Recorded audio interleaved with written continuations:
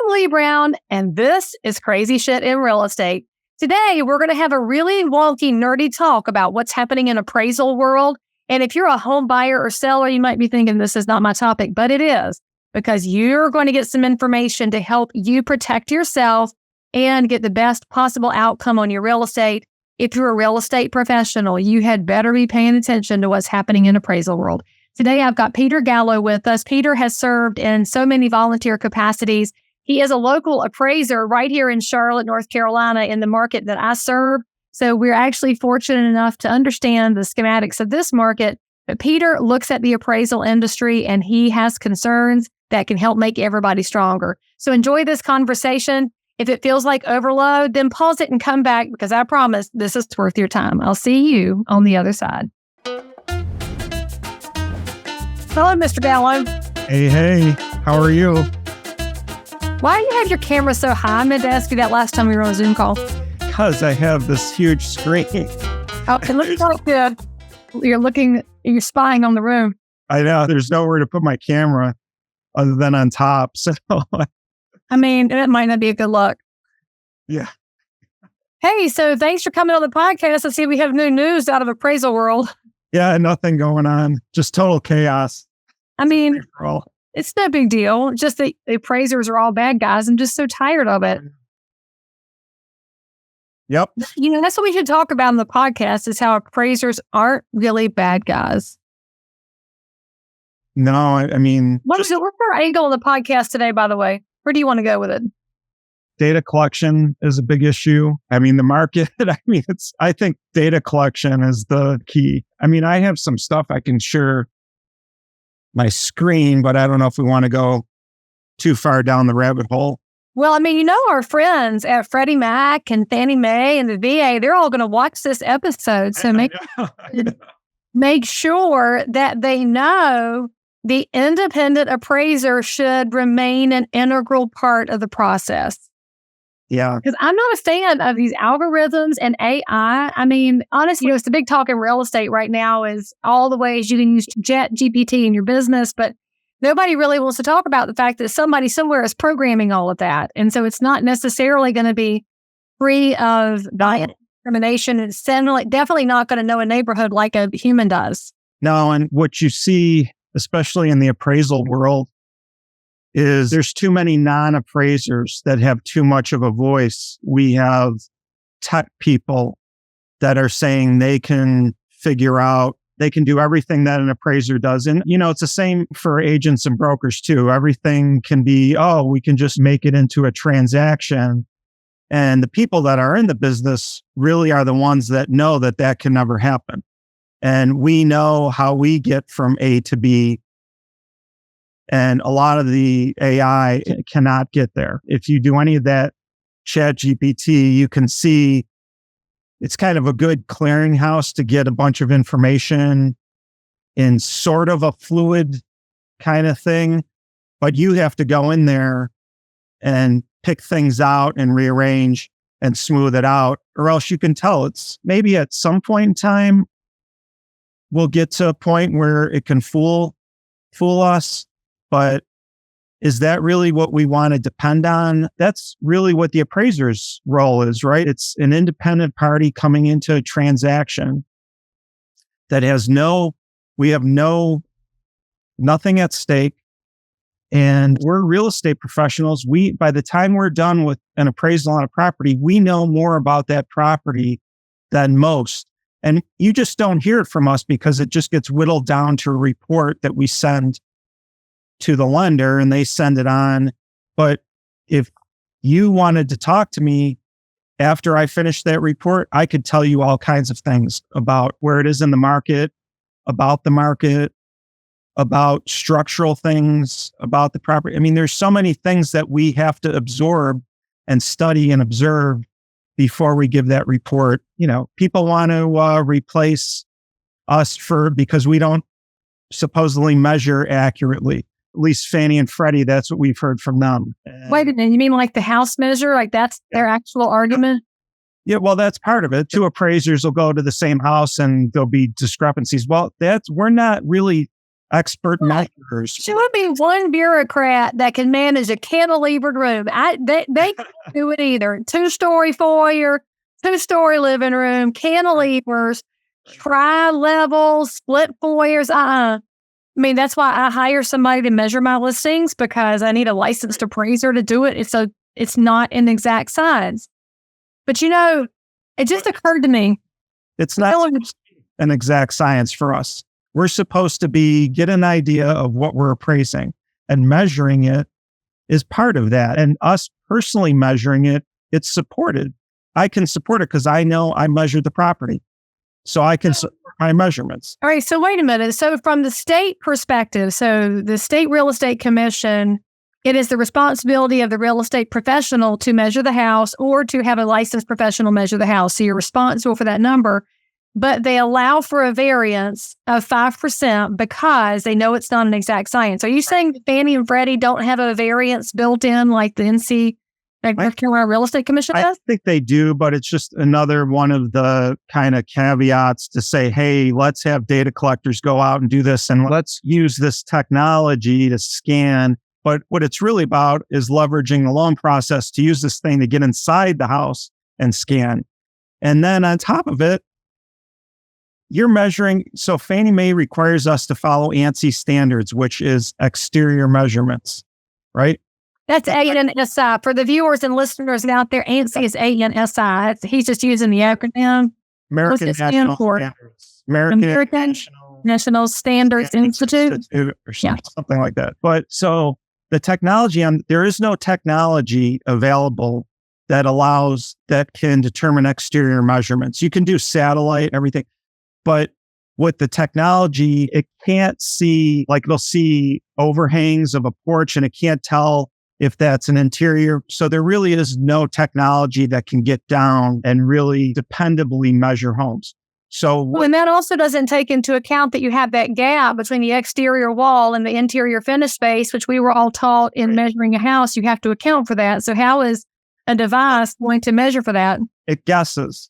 So that's totally better than a human. Let your device guess. Right. But the thing about measuring is, like I said, appraisers aren't expert measurers. It's really that's part of it. But think about when somebody's outside measuring a home. You're out there. Not only are you looking at the tape, you're looking at the eaves, you're looking at the views, when you go around, the landscaping, the neighbors, with the backyard. Yeah, we're looking at the neighbors. We're not looking at them in that way, people. You're observing the condition of the property. Is it a boarded up house? Is it a junkyard? That's what we mean, not staring in the windows. Come on. You also see, that broadcast tower that maybe you're pulling up to the house that you saw, and now you're in the backyard and you see, and it's like, oh, it's right there. Or, I really can't see it. You can't see it from here. It's really not a factor. And there's all these little intangibles that the appraiser visiting a property and doing all these things, you get a feel just for, like, a purchaser wants to see the house. I mean, they're going to want to. Okay. So you know what? It just hit me. The purpose of the AVMs, the automated valuation models, and the AI and all the technology is to make the assumption that real estate is a commodity item. Right. And if it were a commodity item, you would never have needed an independent appraiser. But the reason we need an independent appraiser is because real estate is not a commodity item. And that's one of the basic things that nobody seems to acknowledge in these conversations, that I can have a production builder who builds the same floor plan right next to the other one, just change the color of the vinyl siding, same room count, same conditions, same upgrade, same everything. And the minute you put a human in the house, each house now has a different value because of upgrades that they're going to do and the way that they maintain the house. And do you wear shoes in the house or not? And do you take care of the paint on the walls? And do you clean the stove? I mean, there's all of these intangibles that come in because there's no way to commoditize this product. And maybe that's the core problem of this whole conversation that we keep having, which is frankly one of my concerns with the new standards for training on the appraisal side that are going to allow for electronic and video training, which again assumes that real estate is a commodity item. Maybe we should have made this argument differently all this time, Peter.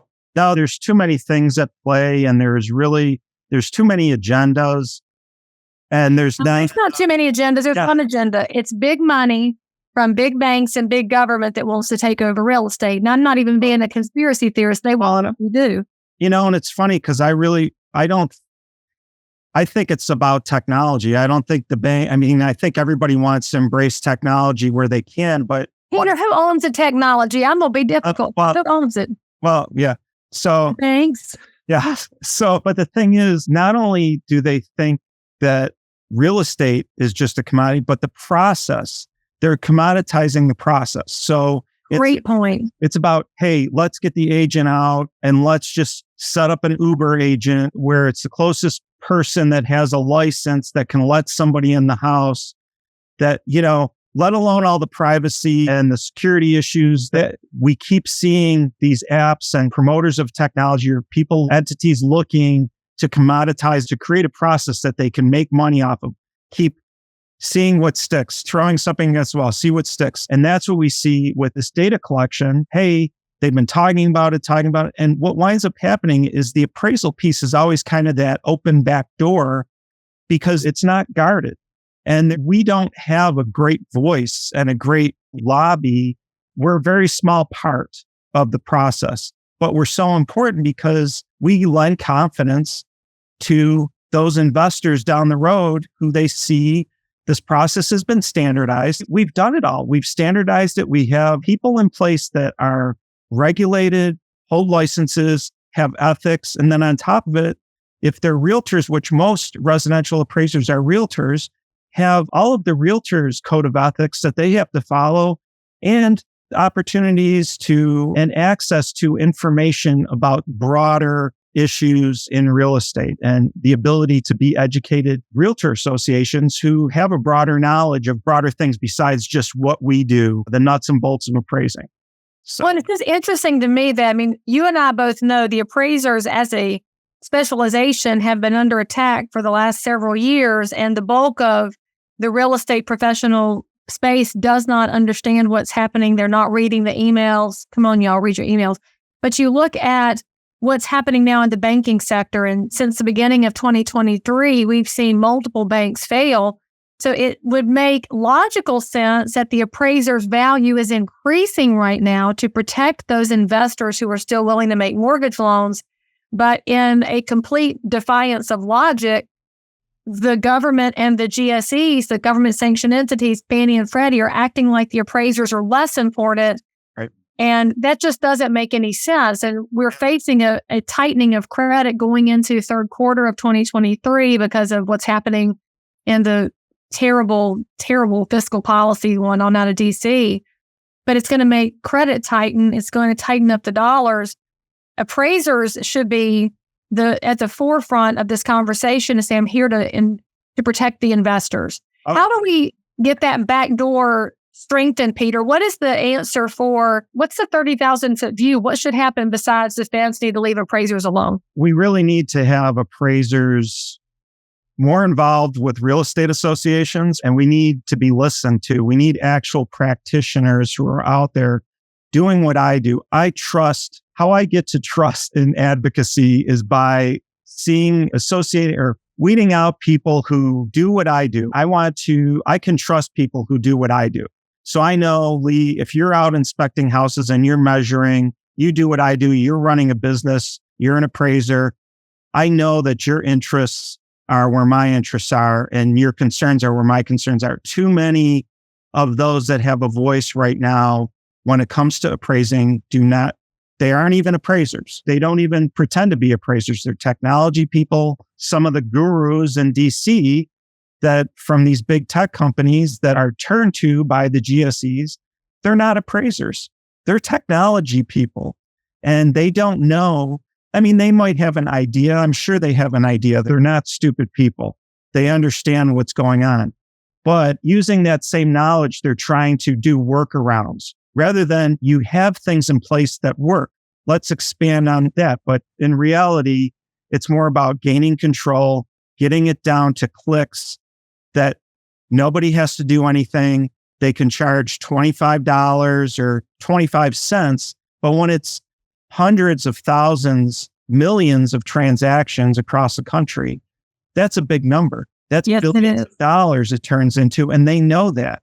So, I mean, you look at this technology with this getting in, Fannie Mae and Freddie Mac are leveraging the loan process. They're to get into people's homes. They know borrowers want a loan. They know lenders want to lend. Hey, we'll give you guys all an appraisal waiver. Just let this person in the house with the phone, and we'll release the lenders from reps and warrants. The borrower will get the loan. They might not really understand what's going on, but they know what they want, which is they want their loan. So let me ask you a question then. So you mentioned the data collectors. And for those of y'all that are watching or listening to this, the data collection grassroots little opportunity is where the appraiser can pay somebody, anybody. They don't have to have a license or anything. You can pay them $75, walk in the house and do a scan with a technology tool or a physical scan to report back to the lender so they can finish the appraisal on the desktop. So that's what it works. In North Carolina, we are hopeful that we can change the rules so that at least that person has to be licensed, because we're aware that the fox is in the hen house at this point. But if I'm looking at this data collection piece, you mentioned privacy, and we know that the person who's doing the technology scan, so whatever app they're using to look at the property, they're in somebody else's house. Does the seller of the house, so the actual current owner, do they have any privacy protections on that, Peter? Or is their entire life being scanned in for the purposes of an appraisal, and now it's been thrown into some vast body of knowledge without their consent? I don't know. That's a good question. It's not. I don't think I've heard that addressed at all. Let me write that down. This is being done probably more so with refinances, where people live in the home. It's not an empty home. And then on top of it, there's not even an agent involved that is coming through the house. It's just the loan officer, the lender, who has a partnership with an appraisal management company, who does one of the six which is barely two hands of Fannie Mae and Freddie Mac, who they approved to do this. So you have the whittled down to 6 companies that are preferred to do this. You have the lender hiring one of these companies who then vets supposedly somebody to come through a property. And we know what's already happened there, and we can go into that. But think about that. And that person who goes through the house, they probably don't even know. They just know that they were trained. They were told to do this and do that with the phone. So then where does that data go? It goes to the AMC, they're also starting to call themselves technology companies. So who owns that data? The technology company. Who do they send it to? Fannie Mae and Freddie Mac. I'm not sure what the But the technology, if the AMC, that's an appraisal management company, by the way. We keep dropping the acronyms here, public, and don't stress out. If you're a real estate pro, you might know this. And if you're a random consumer who just is a nerd about real estate, the appraisal management companies have been around for a while, but they got the bulk of their steam in 2009 when the home valuation code of conduct legislation was passed in DC. And so you should know that that's when they jumped in and really took a space away from the independent appraisers. And so back to your AMCs, and they own the data. So they call themselves tech companies and they own the data. Again, who's consenting? Is it in the refi documents? Have you ever seen the documents from a bank? Because I'm going to have to ask for some. I don't know. But if you read these companies, their privacy policies, one of them is a floor plan company that was purchased by an AMC to do this. Their privacy policies are basically, they say, hey, we can use this data for whatever we want to and forever how long we want to use it. So there's so many issues with this. And again, it just goes back to nobody's paying attention. Things go so far with nobody paying attention that they're already ingrained, and then they come and they build on that. So right now, really what we've heard is that this data collection, it's really what they're going to try and do, and they have done already in part, is reach out to agents and brokers to do it for them for their listings. So we offer this service where we can do your floor plan. We'll collect the data. We'll get it all set up so that you can just upload it to your MLS as a service. And you can pay us for that service. And that'll include a floor plan that won't have measurements on it. If you want the measurements, the one with the measurements, that's $40. Hey, it's for You could have the free one. And so, agents and brokers are kind of like, oh yeah, and that gets the liability off of me. If I miss, I can say, just like you go and have the house measured, or you already use the floor plan tool. But who owns that data? If you are remotely awake, then you know that we are heading into some really tricky economic times. We have home buyers that have put the kibosh on buying because they have interest rate shock. We have sellers who have found out suddenly their houses aren't dipped in 14 karat gold. And as a realtor, you are still trying to keep up with the business you have and trying to answer questions in the meantime, while also managing sky high fuel cost at the pump. Never fear, because my new video course is coming out right now, and it's called How to Dominate During a Recession. Look, I've been a realtor for 22 years. I came through the last recession by the skin of my teeth. Actually, not even the skin of my teeth. My business went up every year during the Great Recession, and it's all because of education and getting in front of the curve so that I could serve as many neighbors as possible and help them weather this storm as well. So this course is 4 modules. There might even be some bonus content for you. And I have priced it so that everybody can get a hold of it and go out there and do great things for the American dream and for home ownership. The price is $199. Click on this link. If you take action, you can be the one who brings great information and great solutions, and also paired with realism and optimism into the marketplace that you serve. I am delighted to bring this out as quickly as possible because, friends, there's no time like the present to make sure our neighbors are stronger and we protect the American dream. The MLS doesn't own that data now. Now, the best data with the scan is the technology company really owns that, the gold standard of data. So everything that the competition in the MLS space right now, there's a lot, especially commercial. You see a lot happening with the commercial entities, that because there really isn't a player other than one that we know of for a long time. And they've broken into the residential space. So there's a lot of eyeballs. Just say it. It's CoStar. It's the Mafia of real estate is CoStar, and they bought HomeSnap. And so they now have the ability to do predictive analytics that nobody else has because they have such a stranglehold on the commercial side. But like you said, when you have that much of the market and now you're collecting the data too, the predictive analytics look far more intense and far more reliable, but it still is over commoditization of the end product. Right. We need to connect the dots more between what is going on between all of us in real estate. And I think it happens in bits and pieces here and there, but I think we're all kind of wrapped up. We have a lot of big issues that we're all dealing with. And when I come to you and you come to me, we want to hear, we hear what we want to hear and try and relate it to what we got going on. And we don't really put the bigger picture together. But I'll tell you, every time we talk and somebody listens about what's going on, their mouths drop open. Because it's just the appraisers, doing an appraisal is pretty easy. It's not, it's the business that as an appraiser, you cannot operate in. You cannot get through. It probably takes longer for us to figure out how to get the order from the client and send the appraisal back out. And it's more costly because we're charged to upload. There's subscription fees. There's so many little fees that, and I think lenders kind of wake up, but the lenders are paying on their side. We don't see what's happening on their side. They don't see what's happening on our side. And all these firewalls and all the regulation just creates this environment for these third parties to come in who contribute nothing to the process. They don't help you negotiate for your client. They don't help me figure out. They just siphon off cash and increase the overall fee structure on the end user. Yeah, a lot of the tools you talk about, analytics, we don't have access to them as appraisers. We have our own. We can come up with our own. But, this tool, the scanning tool to come up, I was told by one of these providers that if I wanted to, I could get the technology and use it in my firm. You know how much it would cost me per file, per report that we do? $40. And your margins already got squeezed because of fees. So how does that make sense? And on top of it, it's not even something we can use because this is when you get into these companies say they're ANSI aligned. They don't comply with ANSI. They're ANSI aligned. So we had Fannie Mae at our NAR forum last year in Orlando, and we had one of the president of the floor plan company. And I asked him about ANSI.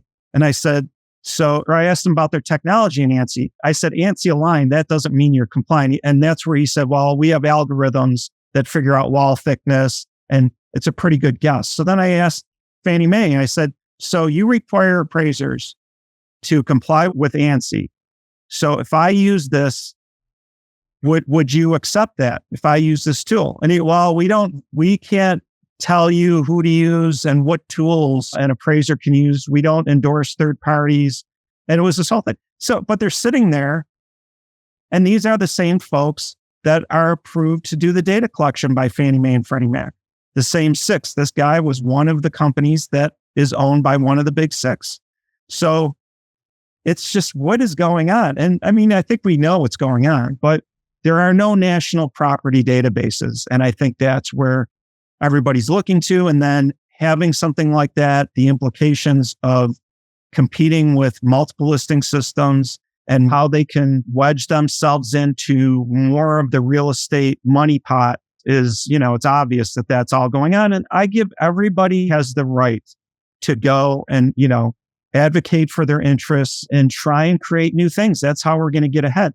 But when I'm held to all these standards and regulation, and then our trainees, most lenders won't accept inspections from a trainee, right? But they do from data collectors who have no training. So why don't you let the appraisal trainees, who you're trying to diversify the profession? Well, that's one thing that we can do, but that's cut out. We keep getting cut out. And agents and brokers, it's the same thing. So wait a minute. So you have to accumulate, was it 1,600 hours before in your apprentice period, or 1,500? So it's different from, I think it's 1,000 for a licensed, 1,500 for certified. So it was the certified, because some banks require certified, right? So if it's 1,500 hours, does data collection count as part of your hours or no? We don't know. That's something that would be, it's so new. So hang on, who would make that determination? The Appraisal Institute? But no, that would be the Appraisal Qualifications Board. So there's the Appraisal Foundation, which is a private entity, and they're tasked by Congress to maintain minimum standards for qualification and education for appraisers. So they have standards. So they have a standards board and they have a qualifications board. So their qualifications board is the one that sets the minimum requirements for education and experience. So. Okay, so let's make this audience friendly for a second. Tell me 3 things that an appraiser does that can never be replicated by electronics, or 3 things that you look for in your report and that evaluation. Just give me the 3 top things that people should know about. 2 come to mind. One is putting the whole picture together, painting it, and acting as a typical purchaser. Okay. So being able to walk a property, like I said before, smelling it, feeling it, there are intangibles. And there are a lot of intangibles with the property. And then you got to put all those together. And then there's the intangibles of knowing your market and how it fits. Sure, there's a lot of data that goes into all that, but it takes an appraiser to put it all together. It takes a human to do that. But I'll tell you, what I built my business on is my interaction with homeowners for my client. So I walk into a house, you're walking into somebody's sanctuary. Okay, now somebody like me going in and then a data collector that has no standard, you don't even know who they are. Okay. So I go in and people are nervous and you're able to talk to them and say, hey, don't worry, this is what I'm doing. Give me any information. What do you want to tell me? Doing all of that and then making the homeowner feel comfortable with the process to be able, where you get it to a point, and this is how you build your business. You can't do this anymore because of all the firewalls and I can't be engaged directly. But then that homeowner goes back to my client, that appraiser came through, he was great. He really let us know. So whatever he comes up with, I'm confident. And I had that interaction with that appraiser.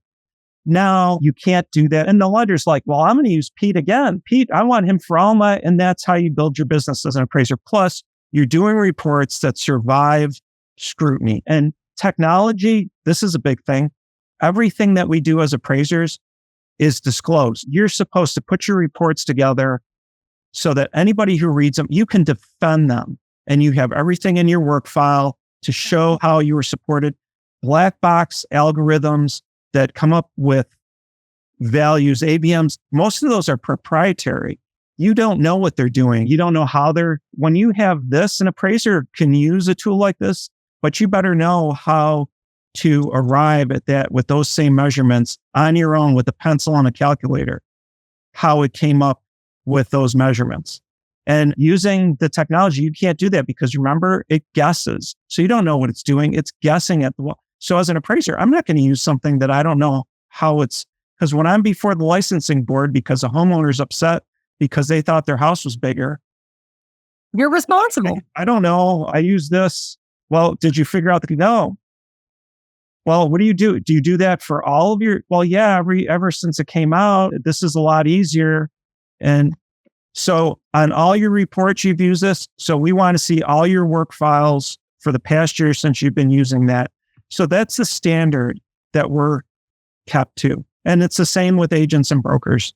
So that's why, friends, if you are a homeowner and you have called your bank to refinance the house, you can ask your bank to send a certified appraiser. You have that right to request an independent certified appraiser. And if you are a realtor representing buyers, your buyers can request that from their bank too. So if you're listening to this, you're like, something doesn't add up with a random stranger coming in to collect data to send it to somebody behind a computer, buyers can request one. And I think this is where we have to change our educational piece a little bit, because in the past, all people thought about the appraisal process was, I hope it hits. And that's all they did was make a hope.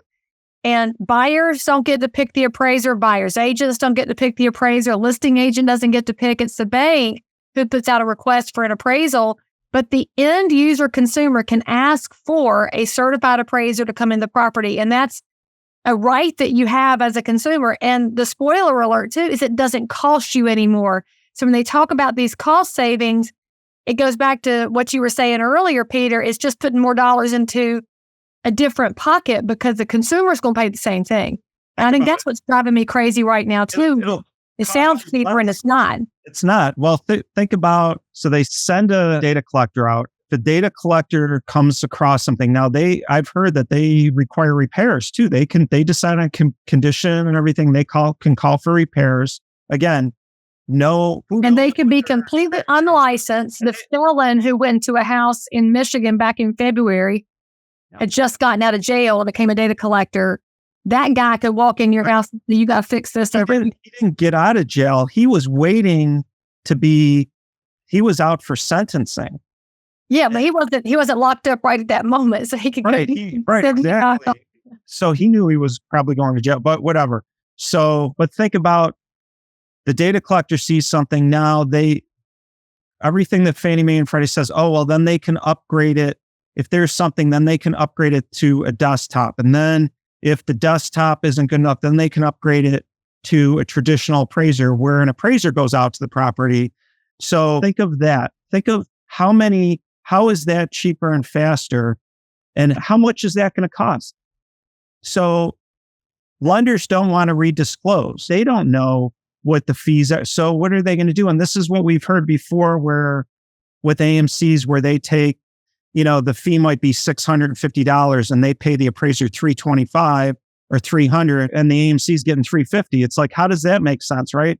Well, the answer is the big banks don't want to redisclose. So they just set up, hey, we'll pay for a valuation, whatever that is, $1,000. So the AMC sees that and they're like, okay, well, we already know that AMC shop around and they shop for the cheapest appraiser and the fastest. Right. And that could take a week for them to broadcast it out and shop around. But I'm kind of losing where I was going with this, but that's where the money. We started off with, it doesn't cost the consumer extra to have a real appraiser. There's all the incentive to get it done for $50. so that they can keep the $950 out of the $1,000 fee that they charge the lender. That's where this is all coming from. It is. And that was the same fee that would be paid if you had a certified appraiser in the first place instead of a random stranger walking in your house. It's not right. It's just not right. And frankly, I want the best from the get-go when I'm dealing with my largest financial instrument, which is a piece of real estate. And I think this is where you go back to the idea that we're commoditizing real estate. If you detach the emotion from it, still look at it, it's still the biggest chunk of money almost anybody's ever going to be involved with. Why wouldn't you want the best verification or opinion of value that you can get out of the gate? I mean, it's wildly important, especially for first-time buyers, first-generation buyers, or low-income people who are getting into the homeownership game. They need the best possible protection, and so does their bank, because they're also typically our lowest down payment clients, and the lender has far more money at risk, and so they should be asking for the best verification of value. Right, and that's to the lender, it's a house. To the buyer, it's a home, right? And right. So in a lot of senses, the commoditizing of the property is done in the lender, and that's kind of where we're supposed to be, kind of the insure against the emotion. At the same time, we're also insuring to the consumer. The consumer sees our report and they can use it. We don't have any, there's a lot of unintended users of our reports, and we have to be braced for that. Other people who it wasn't written for will see it and rely upon it. And there isn't any technology out there that can put all that together and then stand behind it. You can pick up the phone, shoot an email to an appraiser. They can defend it. Who are you going to call with an AVM or any technology? Who are you going to call other than, you can make calls on this, but you can't call this to ask it what it's doing, right? So. No, I'm going to call in the Charlotte area, either Peter Gallo or William Bryant. Those are my two favorite appraisers. And William, he is a stand-up too. So Peter, if somebody is watching or listening to this and they're an appraiser and they want to get involved in the conversation so they can be a voice of reason, or there's somebody looking to hire an appraiser in and around the Charlotte area and they want to hire you or your firm, what's the best way for somebody to reach out to you? To me, so our office number is 704. That's not supposed to be a trick question. Well, that's another thing. We don't put ourselves out there, I mean, Yeah, but you do. So let's just remind people of this. You are one of the front runners. You're at the leading edge of the battle in appraisal world to speak up on behalf of your fellow appraisers, and you volunteer. You spend a ton of your time at the North Carolina Realtors and at the National Association of Realtors, making sure the appraisal specialization angle is heard. So there might be other appraisers that would wish to join you in that effort. So how can they find you? All right. My cell phone is 704-578-8205 or Peter G at homesite, SIGHTLLC.com. That wasn't so hard. And I'll put all of Peter's contact information in the show notes for this episode, and you can connect with him on social media as well. But I will say that as a non-appraiser myself, but as a busybody realtor who knows how important the appraisal process is, this is a really important topic to stay in front of, and it is an important use of your time if you are considering being involved in the profession. If you are a consumer, you've got to know that you have rights, and they may or may not have been disclosed. And actually, we have to come back and talk about whether sellers have to consent to data collection of their properties, because I'm very concerned about that. But in the meantime, Peter, thank you for what you're doing in the profession and for what you do for the appraiser community on the whole, and for what you do in Charlotte. You are very appreciated. Thank you, Leigh. You're very appreciated too for doing this. Thank you. Okay, so if you enjoyed this conversation, if you need more information, leave a comment for Peter in the comments for this episode. Give us a like and a thumbs up. And most importantly, click on the subscribe button so you can be notified of future episodes. And there's also some links here to some additional episodes about these topics so that you can be an educated and informed professional or an educated and informed consumer. Thanks so much for stopping by, and we'll see you next time. So if you found value in this episode, please like and subscribe to this channel, turn on the bell, and catch another amazing episode by clicking above. Crazy Shit in Real Estate is also available in all of your normal podcast apps. So if that's where you like to hang out, go find me, click subscribe, and most importantly, leave me a review that says you think I'm awesome, my guests are awesome, or this content is just exactly what you were looking for. And then, by the way, if there's something you need, you want to learn about something, you can comment below anytime. You can also send me a direct message if you need to remain anonymous. No judgment. But anyway, I'll only judge if you forget to subscribe and click. I'll see you next time.